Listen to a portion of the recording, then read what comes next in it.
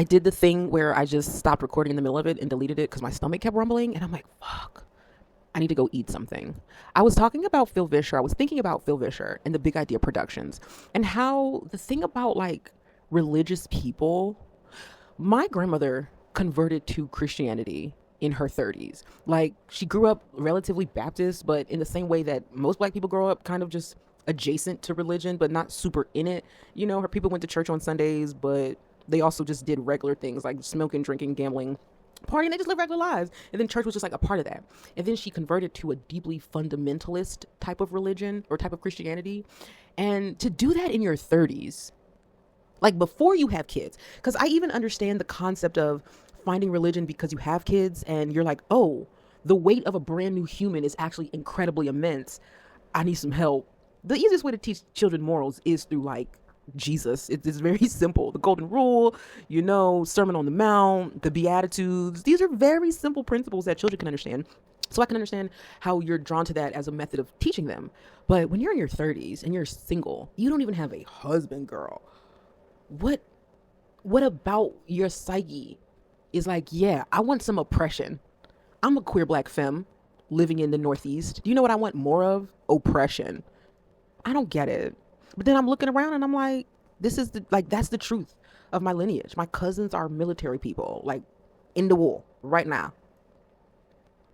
Or they're literal cops, all of which are married to white people. It's like cops, soldiers, white people. That's what is in my family. So, and I think white people is the worst of it all. Cause like, after what they did, and I don't believe in holding like, oh, I'm not even getting into that. Y'all know what the fuck I'm talking about. After what they did, you reproduced a child. Like she was in that racial chat showing feet, whatever they said about Doja Cat and her low racial self-esteem. I'm like, yeah, the self-esteem is low. It's the same way I saw it today. Let me pull it up because every once in a while I'll read something that's like exactly the words I'm trying to express because it's Women's History Month. And so I'm just be like, oh yeah, you bitches are crazy. Everything is your fault because women are the birthers. And so how we're permanently like women as a oppressed class is very much so Israeli in nature.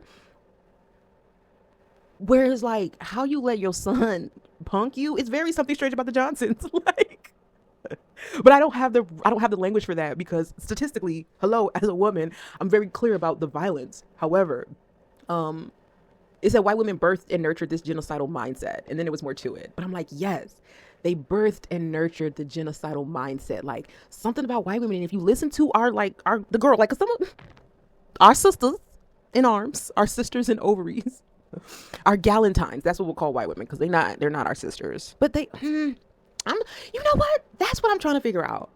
Are white women our sisters? Because the thing about them being my point is something about them is like, it's cannibalistic, but I don't think that's a bad thing. I don't think like cannibalism inherently is a bad thing. It's all contextual. Like, don't eat people, but also eat dead people. You know, I don't know. If you want to eat already dead people, who am I to judge?